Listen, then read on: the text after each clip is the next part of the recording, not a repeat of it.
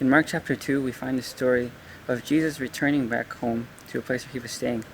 And the story is interesting because we hear stories about people being surrounded all the time, but have you ever wondered, when was Jesus surrounded? In this story, Jesus arrives home.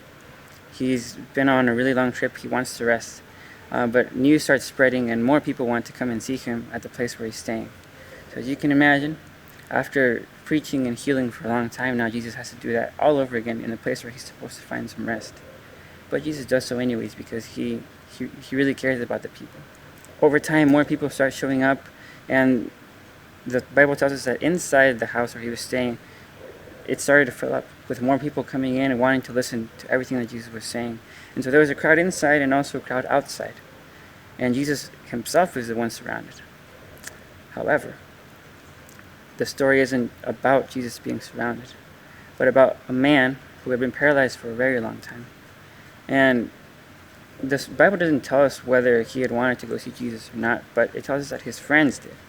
And so he had 4 friends that really wanted to bring him to Jesus. And so when they arrived and they were surrounded by this entire crowd, they were trying to find a way to get in to see Jesus because they knew that Jesus was their only hope for their friend's healing. And when they arrived, they couldn't get through. There was a crowd outside and a crowd inside, and so you can only imagine how they felt. Hope was just right there, but still too far away. Except this man's friends did not want to give up.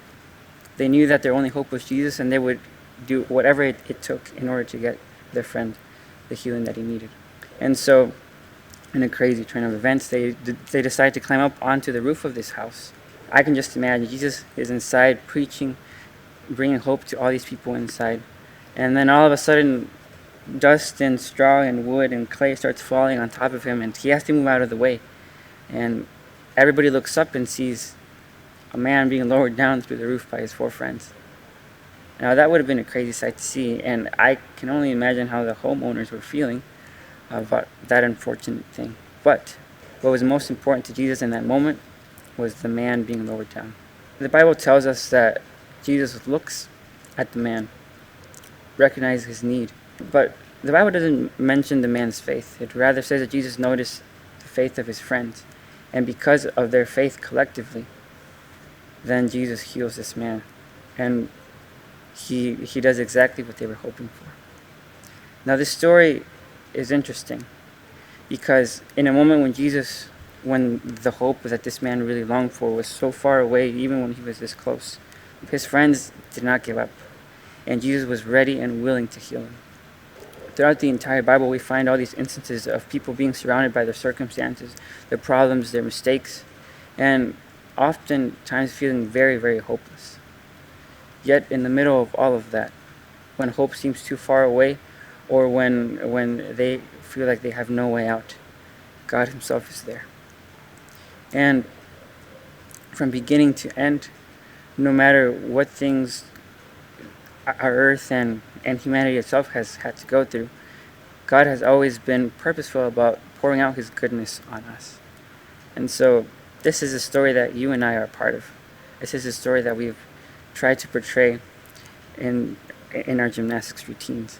And my challenge for you is to think about how in the midst of you being surrounded by things that you cannot control, how God is there with you. And not only that, but how he is bigger than all those things, and ultimately he is surrounding us from beginning to end. So, going back, knowing that we're a part of the story, and as Hebrews 12 verses 1 and 2 tells us, therefore we also, since we are surrounded by so great a cloud of witnesses, let us lay aside every weight and the sin which so easily traps us up, and let us run with endurance the race that is set before us, looking unto Jesus, the author and the perfecter of our faith, who for the joy that was set before him endured the cross, despising its shame, and has sat down at the right hand of the throne of God. God's purpose is to be with us again. And all this started with the words, "Let there be light."